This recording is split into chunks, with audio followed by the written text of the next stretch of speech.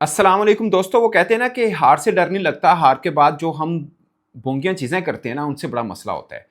अब पाकिस्तान में of course अभी प्लेइंग 11 सामने नहीं आया, मगर जो खबरें आ रही हैं वो कुछ बेहतर नहीं है। पाकिस्तान टीम में अभी मुसलसल 3 खिलाड़ी हैं जो बहुत शानदार खेल रहे हैं, मुसलसल। उनमें से एक नवाज़ हैं, एक अबरार हैं और एक साबजा फरहान। बाकी 4-5 मैच खेले उस्मान तारिक, ये भी अच्छा खेल रहे हैं। अच्छा, इस वीडियो में 2 बातें करूँगा। एक ये कि जो बातें हो रही है ना कि साबजा फरहान को ड्रॉप करना है। पहली बात मैं तो अच्छा इस पे डिटेल में बात करें, नंबर 1। नंबर 2, बहुत से पाकिस्तान के फॉर्मर क्रिकेटर माइक हैसन के ऊपर बहुत बात कर रहे हैं कि माइक हैसन जैसा कोच पाकिस्तान टीम को ले डूबेगा, ऐसी बातें हो रही हैं। इन दोनों के ऊपर बात करूं। सबसे पहले साबजा फरहान पे। इंडिया के पहले वाला मैच में मैन ऑफ द मैच है वो बंदा, और उस दिन उन्होंने बोला कि मेरी ख्वाहिश है, मैंने अपने आप को फैसला किया हुआ कि मैंने कम से कम 2-3 4 मैचेस के अंदर मैन ऑफ द मैच आना वर्ल्ड कप के। ये साबजा फरहान के अल्फाज थे। और साबजा फरहान, अब मैं ना इसके अंदर पाकिस्तान में हमेशा, आप कभी मेरी वीडियो देखें, मैं हमेशा बात करता हूं कि लड़के बुरे नहीं होते। हमारा सिस्टम ऐसा है कि जो ना बंदे को उठाने की बजाय और गिरा देते हैं, जो है ना गिरती हुई दीवार को एक धक्का और दो, वो हम पे पूरा उतरता है, एकदम पुश मारते हैं, खत्म। देखिए, अब बाबर आजम के ऊपर हो रहा है कि बाबर आजम को ओपन करा दें, साबजा फरहान को बिठा दें। वो इसलिए कि बाबर आजम खेलते हैं तो ओपनर खेलते हैं, वरना नहीं खेलते। तो ये भी तो हो सकता है कि बाबर आजम, अगर साबजा फरहान जो सबसे अच्छा खेल रहे हैं 2025 में सबसे ज्यादा जिसने रन किए हैं, आप उनकी जगह पे लाने से बजाय बेहतर नहीं है कि बाबर आजम जिस जगह पे खेल रहे हैं उस जगह का प्लेयर ले आए? ये ज्यादा बेहतर है, या ये ज्यादा बेहतर है कि बाबर आजम को ओपन करवा दें? वैसे मेरा मानना है कि ये बहुत ही, जिसने भी आइडिया दिया होगा, ये बहुत ही, आप कह सकते हैं कि इससे बड़ी बोंगी कोई हो नहीं सकती कि आप साबजा फरहान और साइम अय्यूब को छेड़ के ड्यूरिंग द वर्ल्ड कप, आपने एशिया कप में भी यही हरकतें की थी, आपने चैंपियंस ट्रॉफी में भी यही हरकतें की थी। चैंपियंस ट्रॉफी में पाकिस्तान ने चलते टूर्नामेंट से कप्तान ऊपर से ओपनर बदले थे। अब भी यही कर रहे हैं, एशिया कप में भी यही किया। पूरे साल अब खेलते रहे, हसन नवाज के साथ एशिया कप आया, बैठा दिया आपने।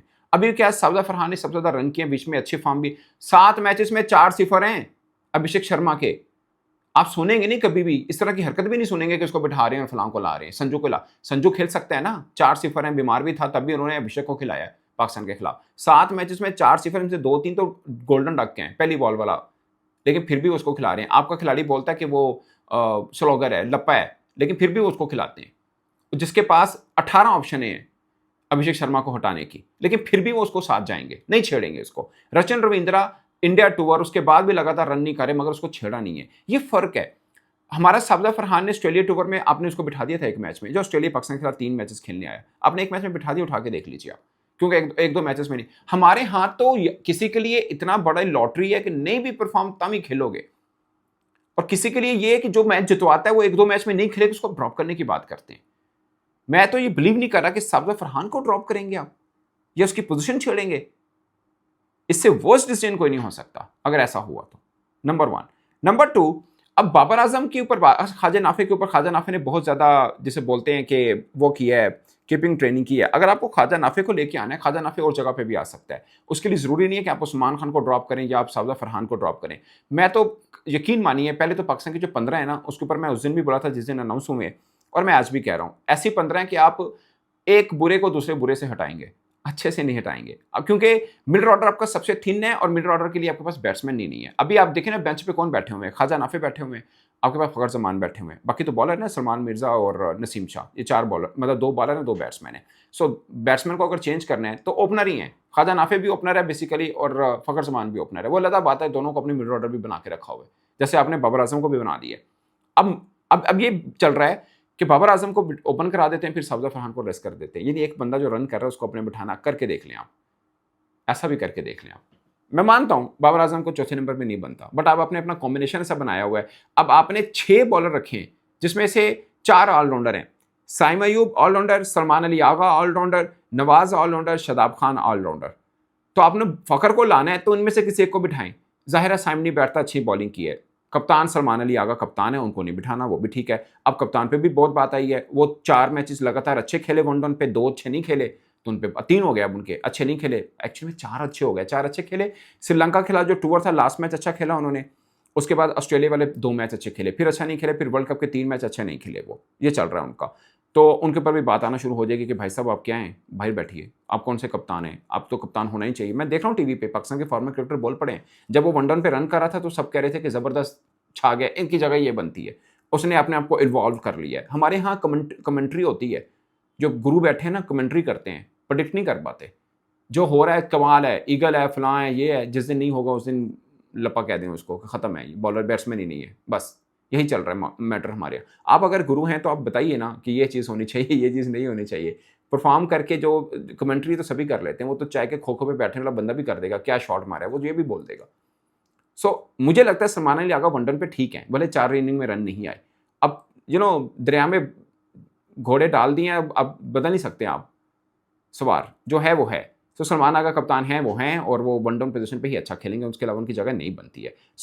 अब प्रॉब्लम ये है कि आपके पास पूरे 15 के अंदर एक ही प्लेयर जो मिड ऑर्डर में खेल सकते थे, वो सलमान अली आ गए, मगर वहाँ पे वो रन नहीं कर रहे थे, वन डाउन पे कर रहे थे, तो अपने वन डाउन डाल दिया या खुद शिफ्ट कर लिया, जो भी कह लें। वो रन कर रहे हैं, जैसा भी है वो ठीक है, उनको हिलाना नहीं बनता। टॉप 3 पोजीशन दुनिया में कोई नहीं हिलाता, जो बहुत ज़्यादा स्विचिंग करते हैं वो भी नहीं हिलाते। ऑस्ट्रेलिया खैर बाहर हो गया वर्ल्ड कप से, मगर उन्होंने भी पहले से डिसाइड किया था कि ओपनर कौन से हैं, वो नहीं हिलाते। इंडिया ने डिसाइड है कि पहले 3 नंबर ठीक हैं, या एटलीस्ट पहले 2 नंबर ठीक हैं, वो चेंज नहीं करने।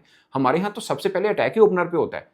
साइम के साथ आप जाएंगे, आप नवाज, शदाब 2 ऑलराउंडर हैं, दोनों में से किसी एक को बिठा सकते हैं। और मजे की बात, अबरार को बिठाने की बात भी हो रही है कि अबरार को बिठा दें। अगर अबरार को बिठाने हैं तो फिर इन्ना नीला पढ़ लें आप, नबीबे के खिलाफ नहीं तो किसी और के खिलाफ। मतलब समझ से बाहर है। मुझे अगर कोई अभी भी पूछे ना, उस्मान तारिक या Abrar, choose one, I will choose Abrar. कैसी बात है, आप सोचिए, कभी गौर करें। मैं उस्मान तारिक का मतलब मुझे बहुत अच्छे बॉलर लगते हैं, अभी कम मैच में इतना अच्छा कॉन्फिडेंस लेवल, बॉडी लैंग्वेज, सब चीज़ें बहुत अच्छी हैं। मगर उस्मान तारिक विकेट आपको तब देगा जब कोई इसको स्लॉक करने जाएगा। अबरार आपको विकेट तब देगा जब मैच फंसा भी होगा, जब कोई कंटेन करना चाह रहा है, तब भी विकेट निकाल के देगा। रन हो गया इंडिया के खिलाफ, कोई बात नहीं। चैंपियंस ट्रॉफी में थोड़ी बहुत किसी ने बॉलिंग की थी तो बरार थे, एशिया कप में थोड़ी बहुत किसी ने बॉलिंग की तो बरार थे। एक च पै गया पाए ना, इंजी होता है, दूसरी टीम भी वर्क करके आती है।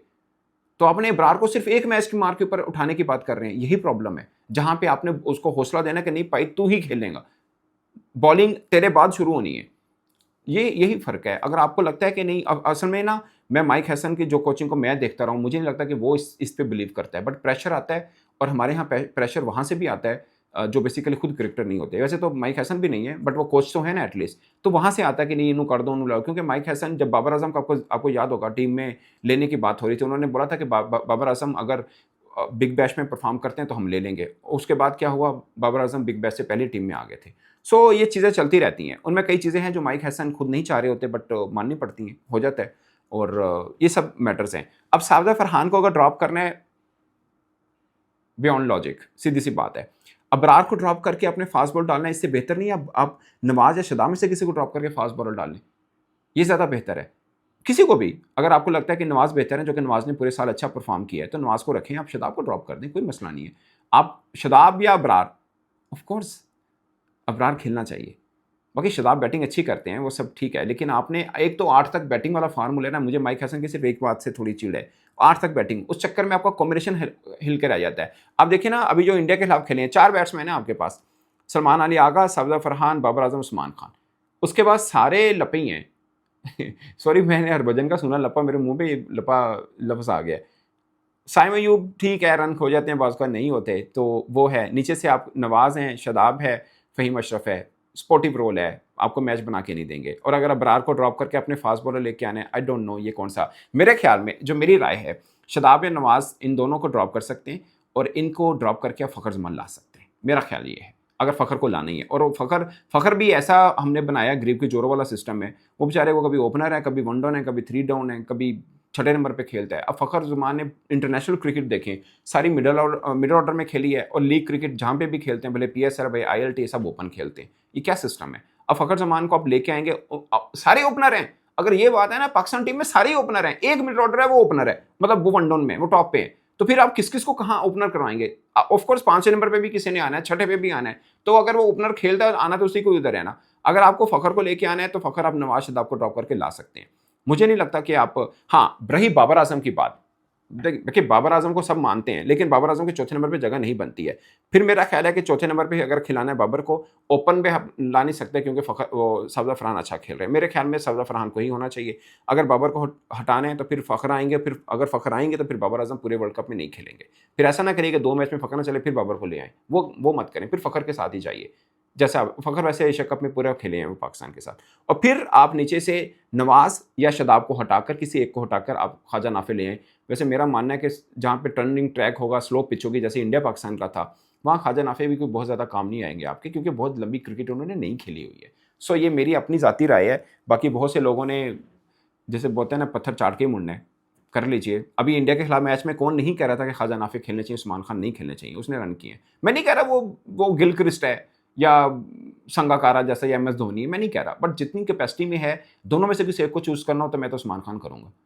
हाँ, पार्टी पिचे हों या आपने ख्वाजा नाफी को ऊपर वाले रोल में रखना हो तो मैं कहूँगा ख्वाजा नाफी रख लें। वैसे तो उस्मान भी है, वो भी ऊपर ही खेलता था बेचारा। अब खेल-खेल के चौथे नंबर पे, 5वें नंबर पे आ गया तो ठीक है, नो प्रॉब्लम।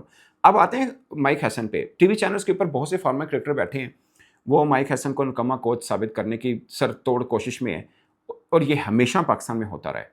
माइक हैसन इंसान है, बतौर कोच बड़ी गलतियाँ भी, क्योंकि मैंने पहले बोल दिया कि 8वें नंबर पे उनको पता नहीं क्यों बैट्समैन चाहिए होता है। मेरे ख्याल है या तो रेगुलर आप एक इतने ज़्यादा 6 ऑलराउंडर रखने से बेहतर है आप ऑलराउंडर कम कर लें, रेगुलर बैट्समैन और बॉलर डाल लें, वो ज़्यादा बेहतर रहता है। खैर स्पिन में अच्छा किया कि उस्मान तारिक और बरार दोनों खेल रहे हैं। अब ये बात होती है कि नहीं बरार को निकाल दो, वो भी समझ से बाहर है। बट माइक हैसन की कोचिंग पे बात करें, पाकिस्तान में जब भी कोई कोच आएगा, वो मुझे याद है मिकी ऑर्थर थे तब भी बात हुई थी। खैर मिकी ऑर्थर ने कोई पाकिस्तानी क्रिकेटर्स के साथ अपने ज़ाती मैच भी बना लिए थे, वो भी गलत होता है। बट आपको कौन से कोच चाहिए? आपको वो कोच चाहिए जो चाहिए कि सूरज निकलता है तो रोशनी आती है, बादल हो तो वो छाँव हो जाती है, वो कोच चाहिए?